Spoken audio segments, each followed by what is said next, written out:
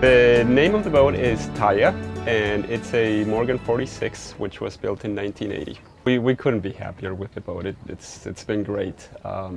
She's heavy, she's quite slow, but we're okay with that. So, you know, in the east coast of the US, and especially with our being newbies at this, we picked weather windows that were quite light.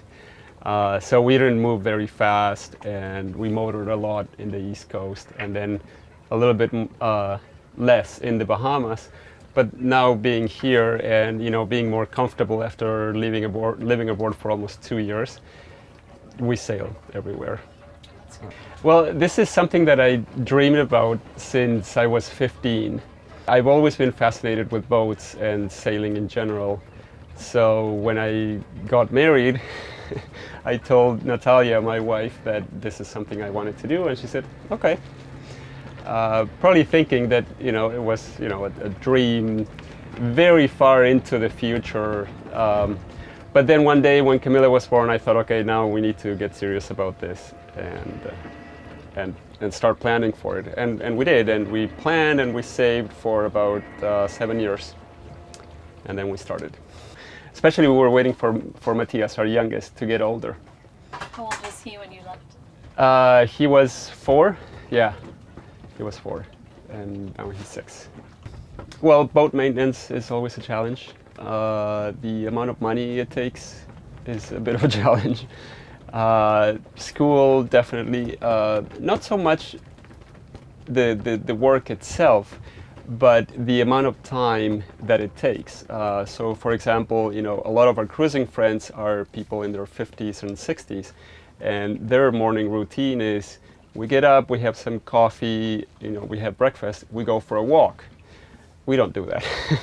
We stay on the boat, we have breakfast, we do school. We do school 2 or 3 hours a day. And then after that it's beach time, snorkeling, or sailing. Good. And do the kids meet other children?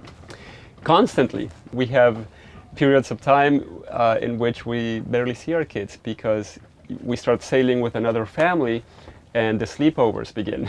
Oh, that's nice. So, right, so, you know, we'll send one kid to another boat, we'll bring in another kid, and yeah. So it's fun. They love it. Through cruising friends, we were put in contact with the school principal at the elementary school on Man-O-War in the Abacos. And so we asked her if we could send our kids there for a few weeks, and she said, oh, by all means, yeah, just, you know, come over. So we picked up a mooring for a month in Man-O-War, and we took the kids to school every day. It was wonderful, wonderful experience. Getting to know the people and, you know, being inserted into their community like that, it was wonderful. Yeah. Your sister. Can you show me your cabin? This looks great. This is our cabin here So where do you sleep? on this side. That's very tidy. You're keeping it very nice and tidy. Oh, you got a place to put books and everything? Yep.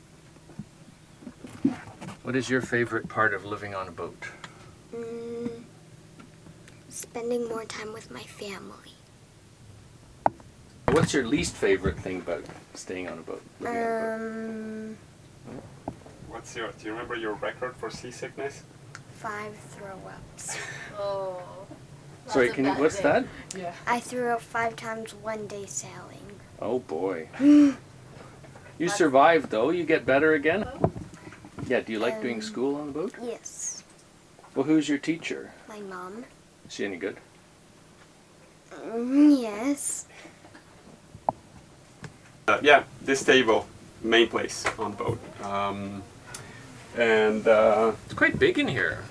It's a roomy boat. Do you find people say that? Like, how do you live on a little tiny boat, but then they come on board and it's like, oh, it's bigger than they think? No. They don't say that. The few people who have seen this boat have said this is tiny.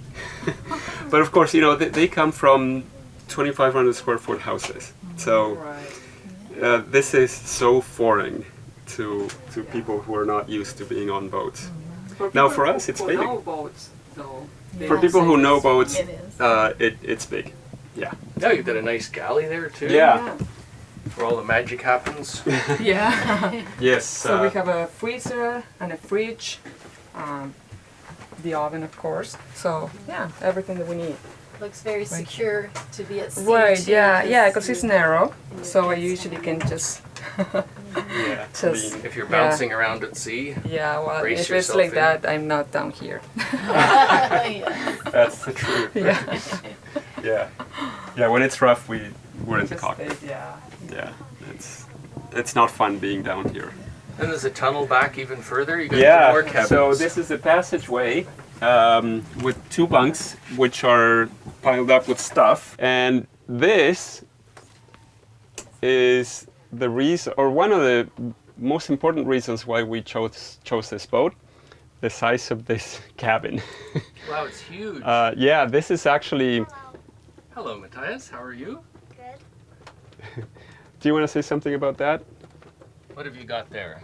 A sea urchin? Did you find it on the beach? Yes.